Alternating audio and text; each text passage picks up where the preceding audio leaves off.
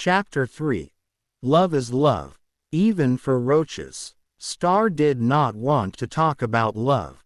Love was a closed case, stamped, sealed, and filed under Do Not Resuscitate.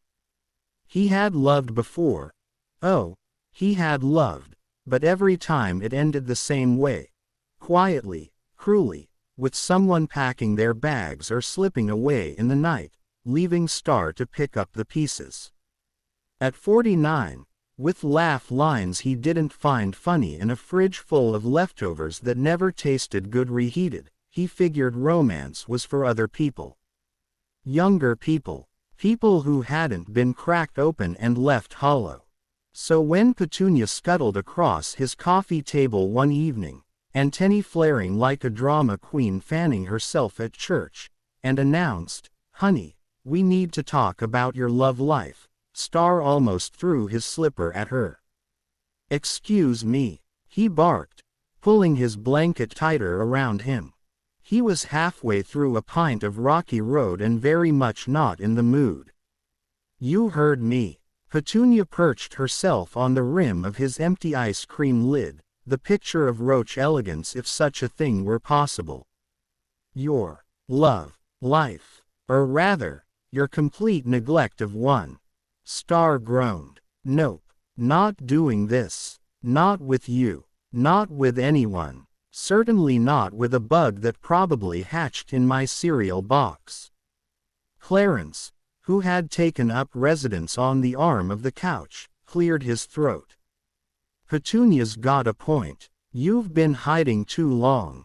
Love's not a young man's game only. It's survival. Just like us." "Oh, don't you start," Star said, wagging his spoon like a weapon.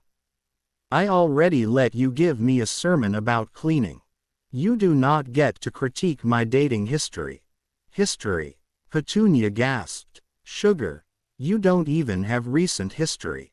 You've been living like a widow, and you weren't even married." Star set his ice cream down with a dramatic thunk. "I am fine. Alone. Comfortable. Nobody snoring in my bed.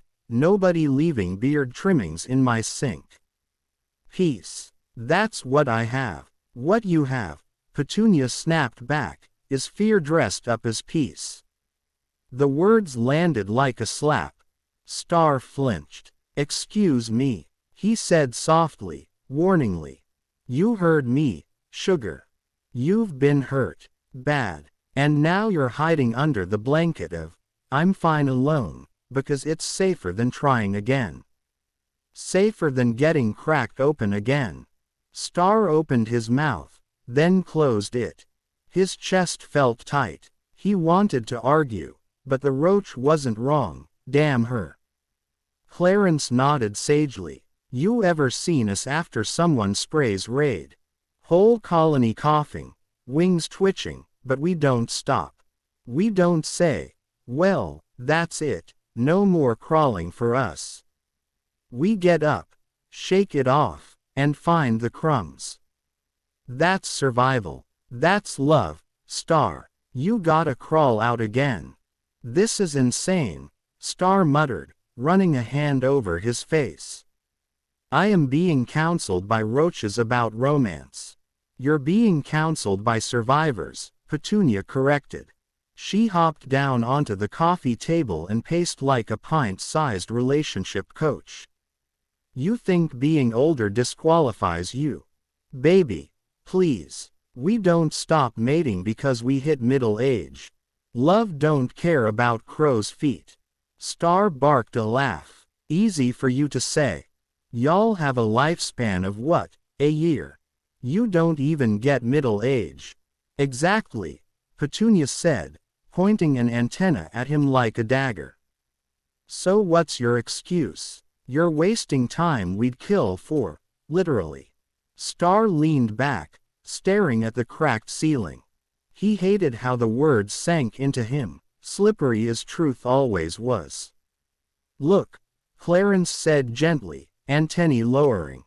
"We get it. You've been through it. Men who didn't see you. Men who used you. Men who made you feel small.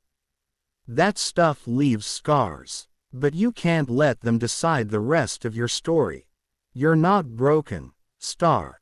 You're bruised, maybe. But bruises fade. Star swallowed hard. And what if I try again, and it's the same? What if I just keep getting left? Petunia softened. She hopped closer, her voice quieter now. Then you'll survive, because that's what you do. But what if, just what if, it's different this time? What if you find someone who stays? Star hated how much that cracked him open. His eyes stung. He pulled the blanket up like a shield. You're very manipulative for insects. Divinely inspired insects, Clarence corrected.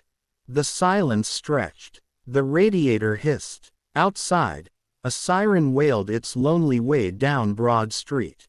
Finally, Star sighed. And where exactly do you expect me to find this miracle man? Because last time I checked, Hartford's dating pool was basically guys with Red Sox tattoos, divorced dads on the rebound, and 20-somethings who think I'm ancient. Petunia tapped the lid of the ice cream. Doesn't matter where. Park bench, grocery store, dog walking trail. God's got a way of setting things up. But first, you gotta believe you're worth it. Star looked away. He wanted to scoff, to crack a joke, to change the subject. But instead, what slipped out was a whisper he barely recognized as his own voice. What if I'm not? Clarence climbed onto the blanket, tiny feet surprisingly grounding. Then that's the first lie we squash. For the first time in years, Star didn't have a comeback. Instead, he sat in the dim glow of his busted lamp, surrounded by roaches who spoke like prophets, and let the thought settle in his chest. Maybe, just maybe, he wasn't done with love after all.